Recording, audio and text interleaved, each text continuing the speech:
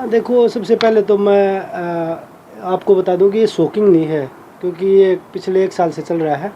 ये ट्रायल का मुद्दा उठा रखा है और मैंने पहले भी बताया था कि मैंने कभी नाडा को डोप सैंपल देने से मना नहीं किया। जो वो मेरे घर पे डोप टेस्ट लेने के लिए आए थे तो वो एक्सपायरी किट लेके आए थे और वो मैंने सोशल मीडिया पे भी डाल रखा है कि भाई एक्सपायरी किट आप किसी भी खिलाड़ी के साथ, एक मेरे साथ नहीं, मेरे साथ चलो टीम थी, उन्होंने देख लिया ये चीज़ें, आप उसमें 2020, 2021, 2022 जो एक्सपायरी डेट हो चुकी थी वो किट लेके वो आए थे घर पे और उसमें वो सैंपल लेके गए थे। मैंने यूरिन सैंपल तो दे भी दिया था, लेकिन उसके बाद वो चेक करी मेरी टीम ने तो वो देखा कि एक्सपायरी किट है, तो वो सारी किट उनको दिखाया, वीडियो बनाया। उसके बाद हमने नाडा में मेल किया, नाडा को फ़ोन किया कि भाई ये आपकी बहुत बड़ी मिस्टेक है। उन्होंने अपनी गलती नहीं मानी वो। और दूसरा चीज़ मुझे लगता है कि सरकार इस चीज़ का, जो हम प्रोटेस्ट कर रहे थे महिला खिलाड़ियों के लिए, उसका बदला ले रही है, क्योंकि सरकार के हाथ में सारी एजेंसियाँ। और अगर हम गलत हैं, मैंने कभी सैंपल देने 10 साल 12 साल से मैं इंटरनेशनल टूर्नामेंट खेल रहा था और हर बार सैंपल दे के, सैंपल जितने भी टूर्नामेंट खेले हर टूर्नामेंट में सैंपल दिया। जब भी कैंप, इंडिया कैंप लगता था, वो के सैंपल लेने आते तब दिया।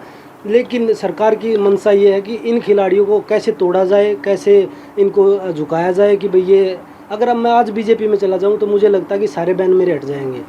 सर, अभी अगर जब हम चुनावी नतीजों की बात करें तो महाराष्ट्र में और हरियाणा में अविश्वसनीय नतीजे हैं, वो कांग्रेस के लिए रहे। देखिए, वो मुद्दा अलग है, लेकिन आज जो मुद्दा है वो मेरे आपकी रणनीति क्या रहेगी जिस तरह से प्रतिबंध लगाया? देखिए, मैंने कोर्ट में केस डाल रखा है इसके प्रति। मुझे पहले ही पता था इनके रवैये का, नाडा का, क्योंकि नाडा के पहले भी ऐसे ही केस आए हैं इंडिया में। क्यों इंडिया में एक बार तो इनको बैन भी कर दिया था कि भाई आप लोग टेस्ट नहीं ले सकते खिलाड़ियों के, क्योंकि इनकी पहले भी करप्शन में इनका बहुत बड़ा वो रहा है नाडा का। क्या मानते हो ये कि दबिश भावना के कारण? बिल्कुल, मैंने बता रहा क्योंकि हम महिला पहलवानों के साथ खड़े थे। और मैं आपके माध्यम से ये बताना चाहता हूँ सरकार को भी और नाडा को भी कि आप कितना भी जोर लगा लीजिए, मैं पीछे हटने वाला नहीं हूँ, नहीं झुकने वाला हूँ। मैं बेटियों के साथ पहले भी खड़ा था, आगे भी खड़ा रहूँगा।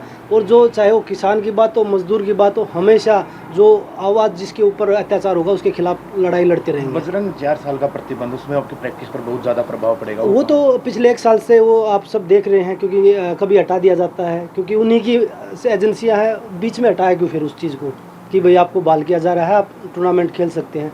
लेकिन उसके बाद फिर जैसे चुनाव ख़त्म होता है फिर लगा देते हैं। अभी जैसे किसानों का मुद्दा चल रहा है, आज ये मुद्दा निकाल दिया नया। तो वो मतलब ये है कि भाई इनको तोड़ के, क्योंकि बीजेपी में जितने भी लोग गए हैं जिनके ऊपर पहले वो केस चला रहे थे भ्रष्टाचार के या किसी भी उस पर, वो बीजेपी में शामिल होते ख़त्म कर देते हैं।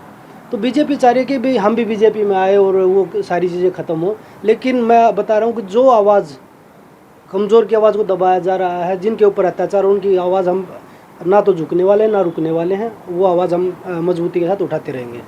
ब्रजभूषण शरण का भी कहीं ना कहीं हाथ हो सकता है। देखो, वो सरकार का आदमी है और बार बार में उसको घसीटना भी मुझे लगता है कि, क्योंकि वो सब पूरे देश ने पता है कि भाई सरकार ने उसको बचाया है और उसी के, जब उसमें ताकत थी तभी तो वो कर रहा है ना। क्योंकि बेटियों के साथ भी 1-2 लड़कियां भी डोप में फंसवाई हैं, उनको भी बोला पीछे हट जाओ, डोप से निकाल देंगे। तो ये क्या है? तो इसका क्या मतलब निकाले हम?